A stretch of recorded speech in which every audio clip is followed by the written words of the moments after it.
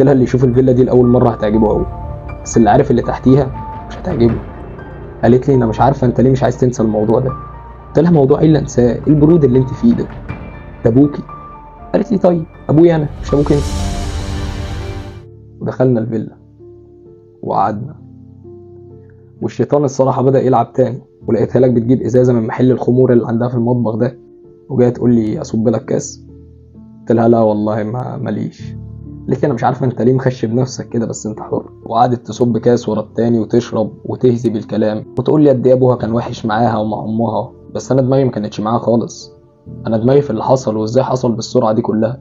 وبيني وبينك حوار الكاميرا ده كان مزاولني على الاخر، وحسيت انه ما ينفعش اتكلم معاها في الموضوع ده لاني مستني تهديد منها وعايز اشوف اخرها ايه الصراحه. بس برضه دي قتلت ابوها.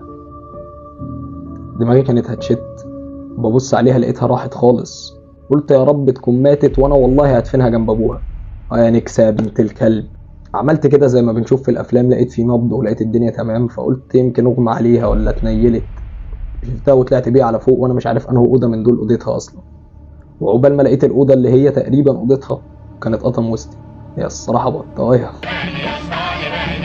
بس ده مش وقته. حطيتها على السرير ونزلت اشوف هعمل ايه. فضلت ماشي ورا سلك الكاميرا لحد ما وصلني الاوضه كده كانت مقفوله. للوهله الاولى قلت هكسر الاوضه، بس انا مش عايزه تاخد بالها من اللي انا بعمله. انا معرفش هي سجلت اللي حصل ولا ايه، ولو سجلته فالاكيد ان هي مش بتعمل كده عشان مع بعضينا يعني. طلعت الاوضه اللي انا سايبها فيها وقعدت ادور على المفتاح. قلبت الاوضه عليه وما لقيتهوش. فتحت الشنطه بتاعتها وقعدت ادور عليه ما لقيتهوش برضه. طلعت البطاقه بتاعتها ورحت مصورها، قلت يمكن تنفعني في حاجه. فتحت الدولاب وقعدت ادور على المفتاح فيه، وانا بدور سمعت لك صوتها من ورايا بتقول لي ايه انت طلعت حرامي ولا ايه. من غير ما الف لها وانا مديها ظهري رحت جاي ردد عليها وقلت لها هو كله ملط كده مفيش هدوم ينفع الواحد يلبسها. قالت لي لا والله بطلت البس هدوم رجالي من زمان. قلت لها طيب انا همشي انا بقى عشان ورايا مشوار كده. وانا وماشي قالت لي هو ايه اللي حصل؟ قلت لها ما كنتش اعرف ان دماغي خفيفه قوي كده، انت هتعرفي ايه اللي حصل. وقبل ما امشي قالت لي تجيلي النهارده بالليل. ردتش عليها ومشيت. طيب انت اكيد بتسال نفسك انا ليه صورت البطاقه. انا الصراحه ما كنتش عايز اعمل قلق حوالين الموضوع، فقلت اروح لواحد صاحبي شغال تبع الحكومه واحاول اساله عن قضيه ابوها دي، وانا ما كنتش اعرف اسم ابوها اصلا. وانا رايح له دماغي ما كانتش جايبه حاجه غير اليوم اللي قابلتها فيه. كنت في مدينه ساحليه انا وواحد صاحبي بنسلم شغل هناك، وزي ما احنا متعودين لما بنخلص بننزل البحر. واحنا في البحر صاحبي قال لي انا تليفوني بيرن بره، 5 دقايق هقابل حد كده واجيلك. فقطعت ان في عطايه، قلت له يا عم خلاص ماشي. وقعدت امارس هوايتي المفضله الا وهي العوم تحت الماء. وانت اكيد عارف ان الواحد تحت الميه ما بيبقاش شايف.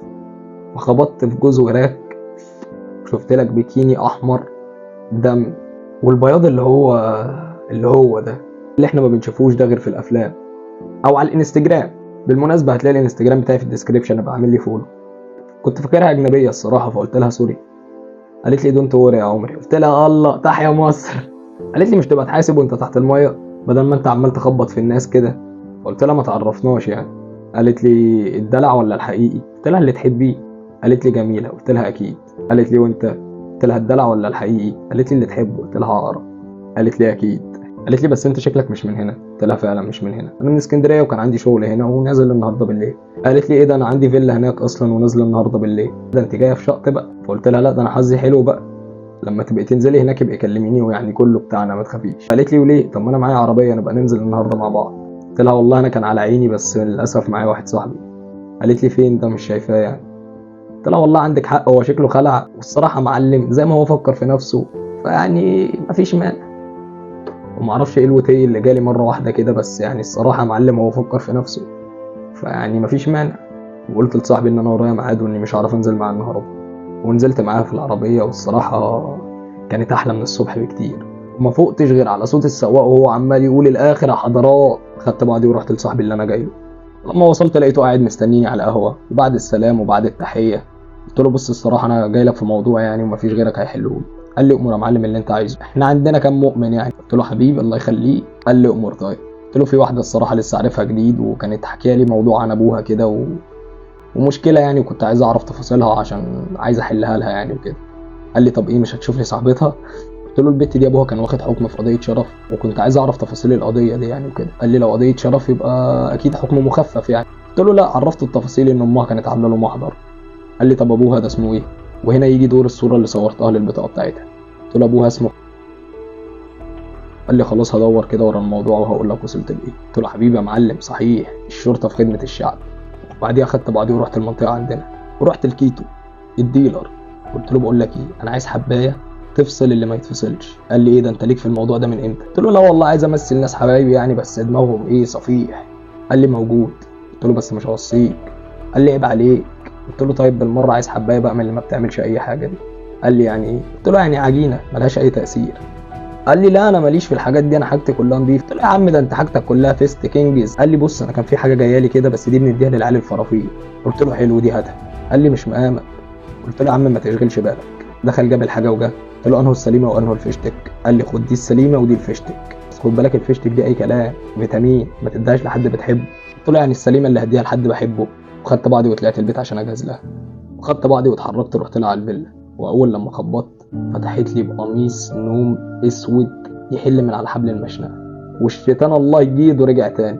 اخيرا حسيت ان احنا في عزا. قالت لي ايه يلا بينا ولا لسه خايف؟ قلت لها لا خايف ايه، ده انا جايب لك حاجه تقتل الخوف. قالت لي لا انا مش محتاجه حاجه، شوف نفسك. قلت لها لا انت فهمت ايه، انا لقيتك الصراحه بتروحي من الميه وكده وقلت يمكن دماغك كيمياء.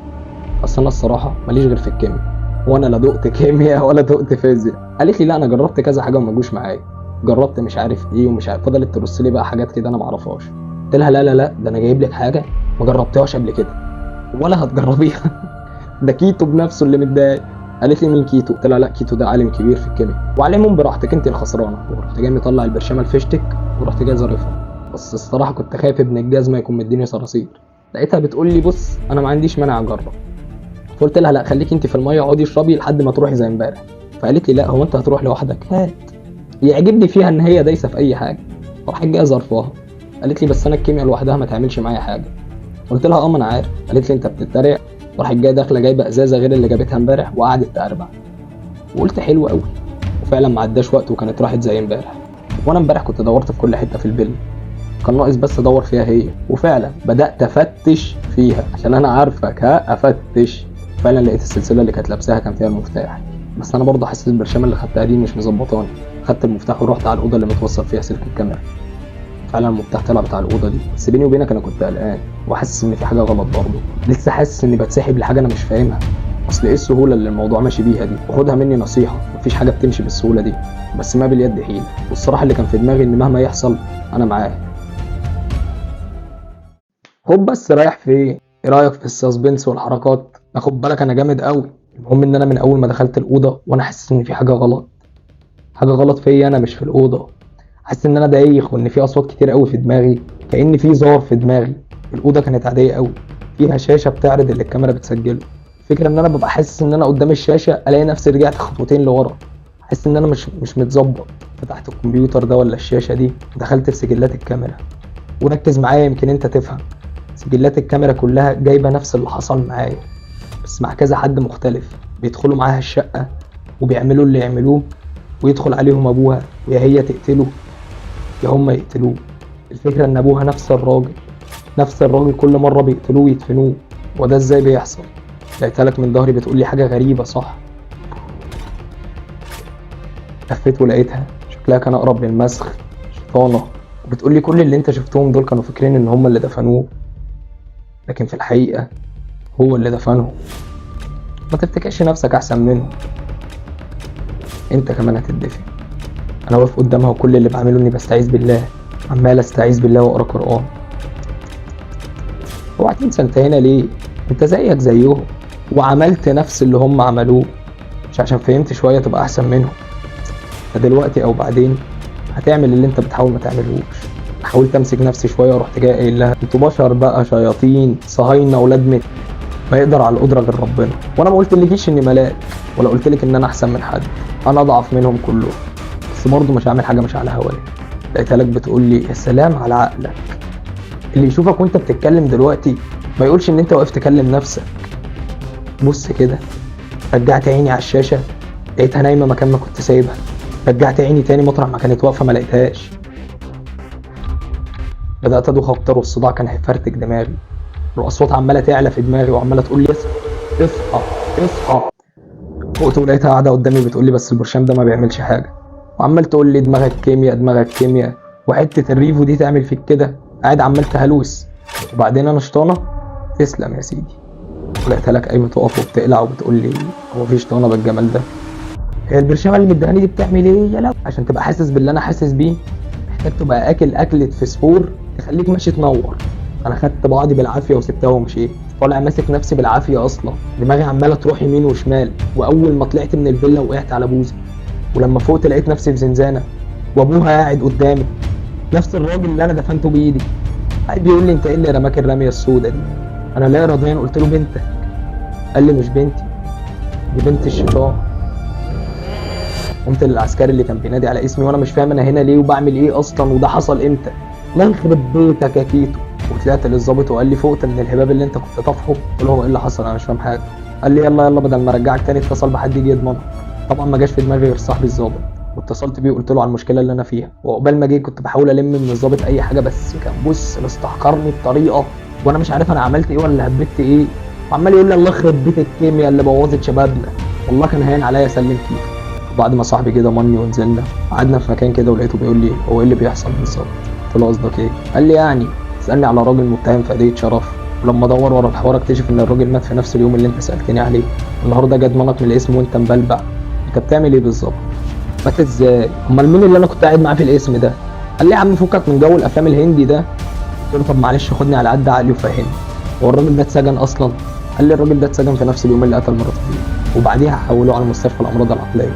يعني كان بيفضل يقول انا ماليش دعوه، بنتي هي السبب، دي نكسه هي وامها، انا اللي عملت فيهم كده. وكان دايما حاسس ان الشيطان بيطارده وعايز يقتله وان هو خان العهد معاه. الكلام ده الجالين ومش عاوزين، وده اللي مخليني ان انت بتعمل حاجه غلط، لان انا عارف ان دماغك في الموضوع ده ودي مش اول مره. فهمني ايه اللي بيحصل ممكن اساعدك. قلت له لما افهم انا الاول ابقى فاهمك. انت كعبلت لي دماغي. خدت بعضي ومشيت وانا دماغي فيها 100 سؤال، مش عارف اصلا ايه السؤال اللي ممكن يتسال. وما كانش في مكان يتراح غير الفيلا. رحت لها ولقيت الباب مفتوح كانها مستنياني، بس الموضوع ما كانش بالسهوله دي. انا قلبت البيت عليها ما لقيتهاش، بتلاعبني شكلها، ولا انا اتجننت ولا ايه؟ مخرب بيتك يا كيتو. ما كانش في مكان بقى ادور فيه غير الاوضه اللي فيها شاشه الكاميرا. دخلت ولقيتها فعلا في الاوضه، بس الاوضه كانت غير الاوضه كانها خارجه من فيلم 50 شيدز اوف جراي. اوضه فيها كل مكونات البلاي روم، ودي واقفه لي في نص الاوضه فاتحه لي دراعتها وبتقول لي تعالى. قلت لها هاجي فين؟ لا انا قميصي قد يلطخ بالدم عادي لكن لا يتسخ بالعار يا بنت الكلب. قالت لي خلاص شوف انت عايز ايه. قلت لها بص انا دماغي قديمه شويه. قالت لي ازاي؟ قلت لها دماغ تراب. وخدت بعضي وطلعت من الاوضه، جبت الحاجه اللي حفرت بيها عشان ادفن الراجل، بس المره دي عشان اطلعه الراجل طبعا. ولقيتها لك جايه بتقول لي انت هتعمل ايه؟ قلت لها هعمل ايه؟ سبت لي فرصه اعمل حاجه؟ بيني وبينك انا ما كنتش عارف انا هعمل كده ليه. انا كنت عايز اثبت لنفسي اني مش مجنون وان ده بيحصل بجد. طلعت وحفرت في المكان اللي دفنته فيه، فضلت احفر ومش لاقي له اثر. فضلت احفر كأن ده الامل اللي هيخرجني من اللي انا فيه بدل ما كان الحاجه اللي هتسجني. حفرت لحد ما لقيت بقايا جثه، بس الجثه كانت متحلله كأن بقالها كتير قوي. ما عداش وقت لكل ده، ما لحقتش استغرب ولقيت لك البيت كله بيولع وانا في وسط كل ده ومش عارف ده بيحصل ليه. كل اللي فهمته وافتكرته ان الفيلا دي مكان للشيطان، العين اللي بيبص عليا منها، واني دخلتها بكيفي، بس تفتكر هخرج منها بكيفي برضه؟ وبس كده نكون خلصنا قصتي انا والبت جميله الشط. شيرك ولايكك وسبسكرايبك. وطبعا انا عارف ان انت مش مستني توعيه، بس بفكرك وبفكر نفسي ما ننساش اخواتنا في فلسطين بالدعاء، ربنا يرحم شهدائهم ويثبت اقدامهم ويلحقنا بيهم على خير باذن الله. تشاو اميكوس.